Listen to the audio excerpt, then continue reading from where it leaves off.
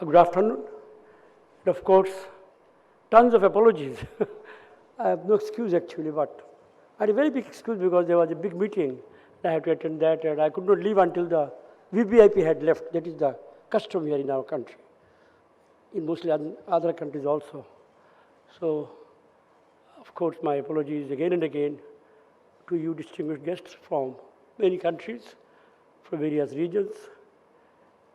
I would like to express my warm welcome to you to Bangladesh, and I would like to also thank Zillur and his organization for organizing this very, I think, very important event, although I don't know much about the insides of the conference as yet. I haven't had the time to go through the papers. But as it is mentioned, Bay of Bengal, my home, I know it very well, fairly well. It arouses emotions in my mind, Bengal, Bay of Bengal, our bay. It is our bay, Bay of Bengal.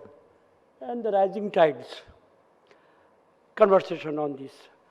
So it must be, it's very relevant to us in Bangladesh. The rising tides are something for you gentlemen and ladies to see and to be able to express your feelings and your what you know about these rising tides. For us in Bangladesh, for me personally, we feel that this increasing interest, attention to our region, not only from immediate neighborhood but beyond, this is something excites us. This is very pleasing. For decades, for centuries, even the second millennium as a whole, I can say, we had been in a kind of a stupor, backyard to a larger, bigger entity, India. But then India itself was in a kind of stupor, in a different situation altogether, being colonized, being occupied in so many ways. And since we were at that time part of the greater Indian subcontinent, we had been part of the same, I want to say good or bad, that's a different matter for the historians to decide, for that miserable period of 1,000 years altogether, I should say. That's my personal feeling. So having come out of that millennia, miserable millennia for Bangladesh, we have achieved our independence in 1971, and we have achieved in a very difficult, different way compared to our neighbors. Our neighbors negotiated their independence. Big neighbor India, including Pakistan, Sri Lanka, but we were not part of the negotiation. We are part of the deal. So we had a very bad deal, we thought. So we fought a liberation war of our own, split from the system that we were part of in Pakistan. And really, in this whole region, we are one entity, one state, or one nation, which earned its own independence through blood and toil, through battles, through sacrifices. So why I say this, not to express my anger or anything, just to put things in the context, that Bangladesh is a different kind of a country than the other countries of the region. Because we fought, died in millions, and we were able to reach independence. And we had very big goals also. Our liberation war was fought by under the leadership of our great father of the nation, Bangabandhu Sheikh Mujibur Rahman and his cohorts, millions of people. We had very clear, definite goals. Of the many goals, 4 were outstanding goals, declared goals. One was, of course, among many, one was to liberate the people out of poverty, to be able to manage a better standard of living for the millions, and to be able to join the march of humanity. That was one major goal of the 4 goals that our founding fathers had enunciated for our liberation war. So we are in that phase as yet. We achieved independence in 1971, but we had our periods of ups and downs since then. The father of the nation was killed within 3.5 years. along with his family members. A very miserable episode, a very miserable time in our national history. There have been periods of military rule, altogether about 2 decades of rule by our own military. And then after a lot of struggle domestically, our political party which fought the liberation war, Bangladesh Awami League, finally could come back into the stage. And its present leader, my Prime Minister, our Prime Minister, under her leadership, Sheikh Hasina's leadership, we are pursuing a major goal. Number 1 goal is to achieve economic emancipation, economic justice, a better living for our millions. So in that struggle, or in that battle, or in that the big goal that we pursue, we want friends. Our declared goal is to have friendship with all our neighbors, and declared goal is malice toward none. We don't want to pick up fights with anybody in the world. We want to be left in peace, allowed to work our ways, and allowed to be able to cultivate our talents, whatever we have, and come out of the economic misery that we were until yesterday. I can proudly say that maybe tentative though, we have been able to turn around and make some move forward in the last 1.5 decades, particularly during which President Prime Minister has been at the helm of the affairs. I had the good fortune of being with her as a member of parliament. This is my 3rd term, and as a cabinet minister in the last 5 years. Prior to that, a junior minister in the previous cabinet. So I can say with confidence that if 2 things are required now: to know our neighborhood, to know our potentialities, to know what our Bay of Bengal is, to know what our rivers are, to know what our coastlines are, to know who our neighbors are. That's the immediate requirement. And in that light, these sort of conferences, Bay of Bengal Conversation, you are talking about Bay of Bengal, and in the immediate neighborhood, principally us, I would say, in this meeting. The new spotlight that has been shed on us, and you're discussing various aspects of that new spotlight that is turned on us. So I, as a member of the cabinet, as a member of the ruling party in Bangladesh, we appreciate, we think it's a very useful academic study. We would like to, at least if we can't share with you in direct work, at least to be able to listen to you and to learn from your conversations and use those, what we learn in our work, particularly in my work specifically. For some of you, this may be a little, I have to explain what is planning in Bangladesh. For some of my friends from the Western countries, planning is not a very friendly word, not a very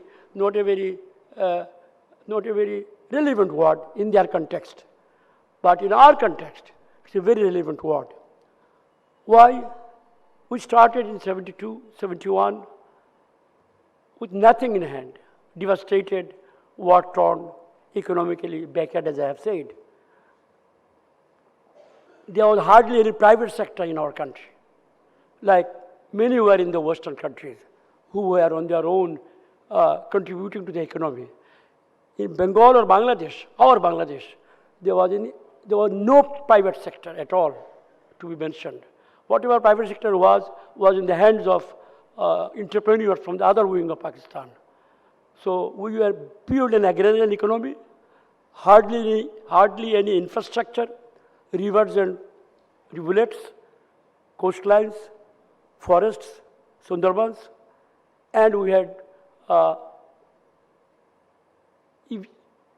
no private sector, as I said, and very little government sector.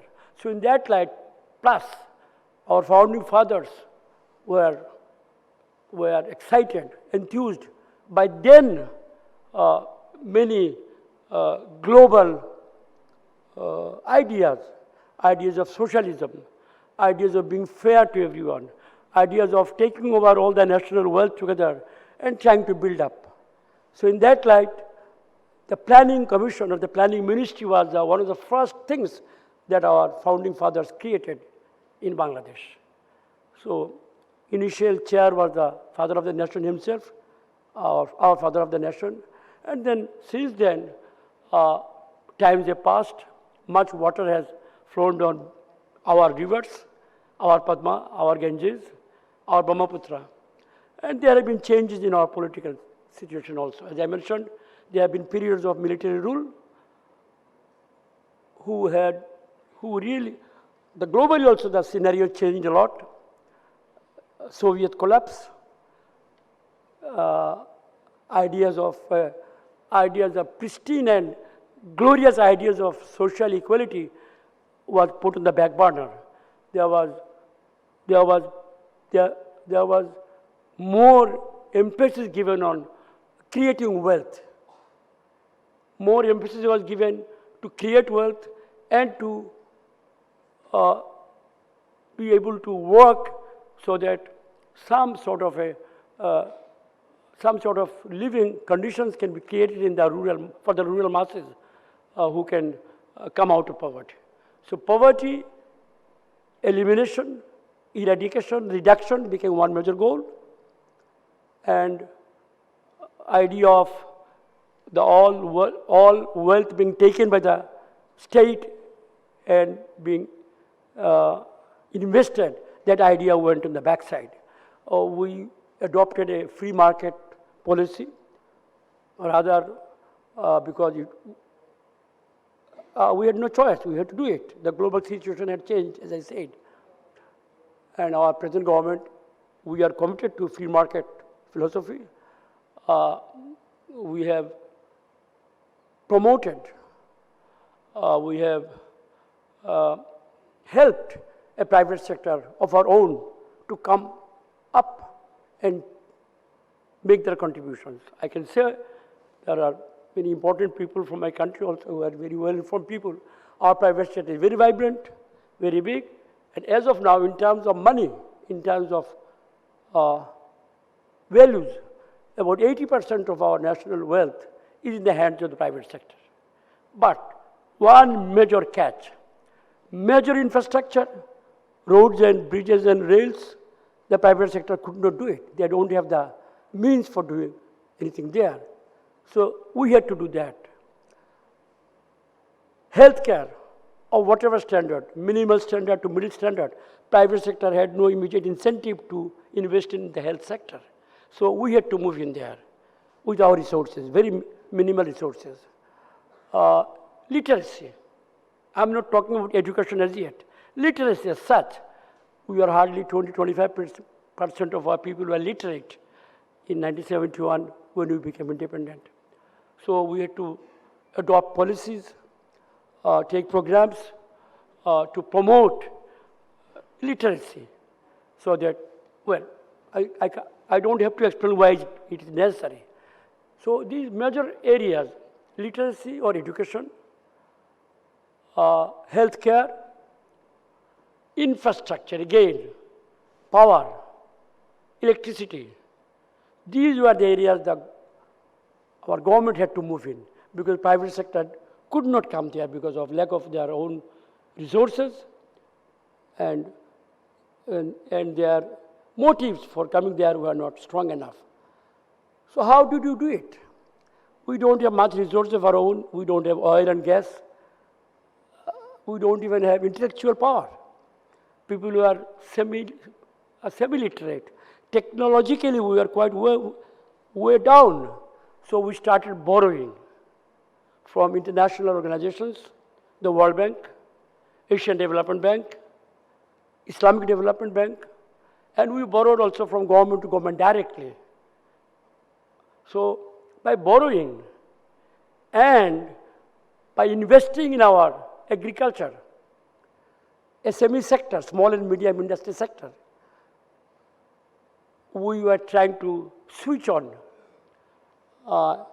latent energies in our economy so that they could come out and make contributions.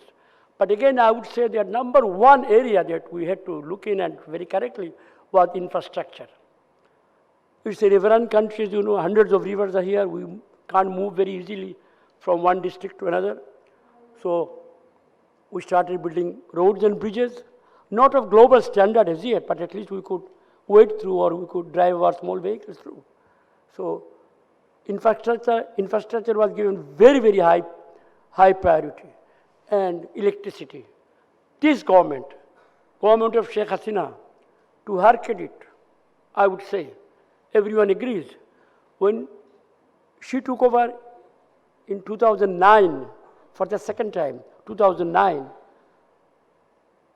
hardly 25% of the rural population had access to electricity. In a country where 80% people live in the rural areas. She declared that we shall have electricity by 2021, by whatever means. She took some very courageous stand, some very risky stand, and we were able to reach wires, grid lines, sub-grid lines to every home in Bangladesh. That's a big, big achievement. I take pride personally.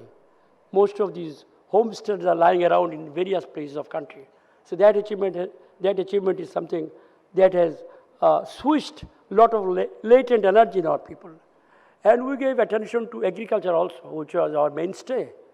More than 50% of the labor were engaged in agriculture. And for food security, it was number one item. So we researched, we put in money for agriculture research, we went for fertilizers, irrigation, insecticides, and in other ways. And 2009, when we were short of food, critically short of food, now we are just about equal to our present requirements. We produce about 40 million tons of cereal grains of various kinds, principally rice. And we can say with pride, this is the first time in our history of 1,000 years, we are able to feed everyone with our own grown resources. I said tentative because not much is left, just about. So if there's a big disaster, something happens, either by human fault or by something natural order or ordained, we can again fall below. But that is a fact. We know about it and we are making efforts. Just today, this morning, we are talking about this very matter from where I'm coming. We have to raise our agriculture to a higher level than what it is now. And our government is putting a lot of attention on that. And of course, our main target still remains, as a group, the rural population, 75 to 80%. They are the people who fought the liberation war, made huge contributions, had very little of their own. They still remain in the villages. Many of them outlying, no roads to their village. Electricity has gone, now we have to build roads. We are building roads feverishly. Quality is not global, not even regional, I would say. Let me be truthful about it. But we have put out roads almost to every village. Earthen roads. We have built earthen roads, which now we'll have to go and make paved roads in due course. So this is just to share with you some of the difficulties that we face, the difficulties which doesn't necessarily make us scared. We are not frightened. We are confronting these face to face, and of course with help from friends from all over the world, particularly the IGOs, intergovernmental organizations like the World Bank, ADB. I must mention again and again, we have borrowed. These are not dole-outs. Let me be very honest about it. We are a heavily indebted country at this moment, but we are also at the same time able to say that we are paying off our debt of the past on a regular basis. We have never defaulted. We hope this critical time that is at this moment, global situation is not very friendly. Ukraine war, which has almost become a a permanent feature, it seems now, for the last 2 years. And there are some other new developments. One just now going around in the Middle East in the last 2-3 days. So these things does create problems for us. But with friends like you and others beyond, and learning from you, from your discussions, from conversations like this, we are able to pick up ideas, but not necessarily orders, not necessarily do this or don't do that. We listen, we cook it in our own kitchen, in our own way, and with our own experience, which you can't match anyone from outside. We are sons of the soil or daughters of the soil. We mix up our learnings from you, and we draw plans and programs for our people. That is the place where I work personally. I'm the Minister for Planning. We have 5-year plans. Besides 5-year plans, we also pursue some global plans, like SDGs, you know very well. It's a global, UN adopted SDG plans. So we blend both the plans, our own 5-year plans, SDGs, there is no contradiction, both are for the welfare of human beings, and we pursue both together. We hope by 2031, we will be able to sit strongly in the middle income group. We are at the bottom of the middle income group now. We are not LDC as of today. By 26, we will be completely in the middle income group.